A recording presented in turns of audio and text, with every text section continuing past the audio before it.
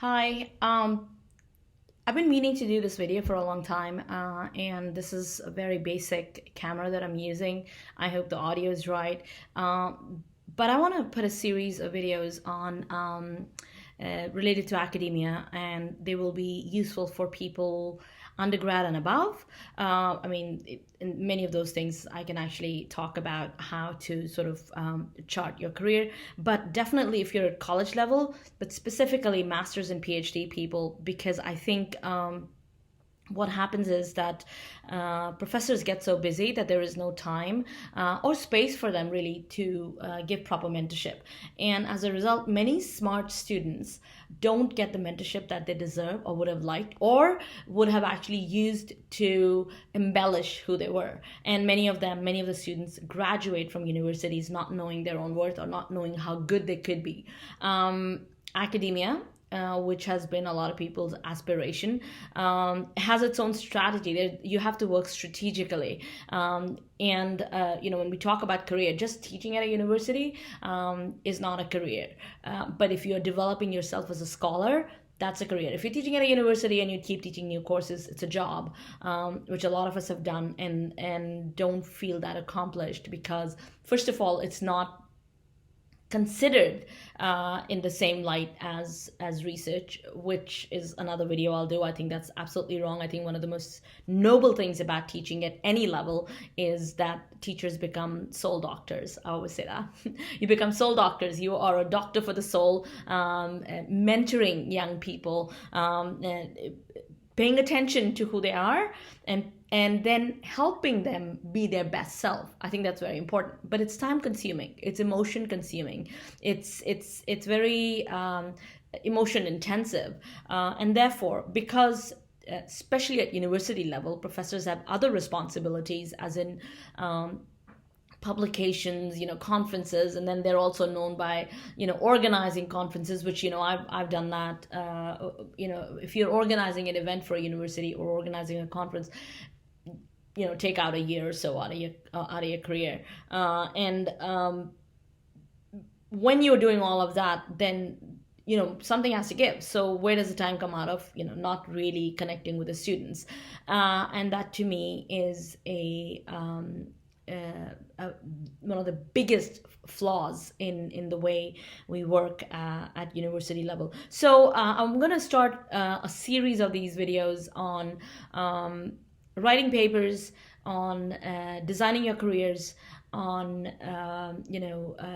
what does it mean to be an academic, and of course these are just suggestions. As of now, I'm not doing it for any profit. There is no organization I have, but if I think that I have something to offer, I might actually continue, because I have worked in a few countries, and then I've taught part-time in a few countries, and then I've taught at university level and I've taught at school level, and I have taught adult learners, meaning, it's summer teaching.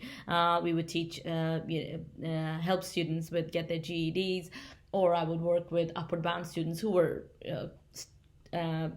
school students. So I have experience from different levels of teaching. One of my complaints is that I really didn't get a kind of mentorship that could have helped me. But then I had other issues, which are the issues that foreign students, international students have to deal with. When you are living in countries where you're restricted because you cannot do a lot of things because, you have visa restrictions. So, for example, when we were in PhD students, if you get 50% assistantship, at least then, that's been a long time ago, but, I got my PhD in 2003. 50% assistantship would mean that, your tuition is way, and so you're not paying the tuition. There is a certain amount of research money that you pay, but you get a certain amount of money per month.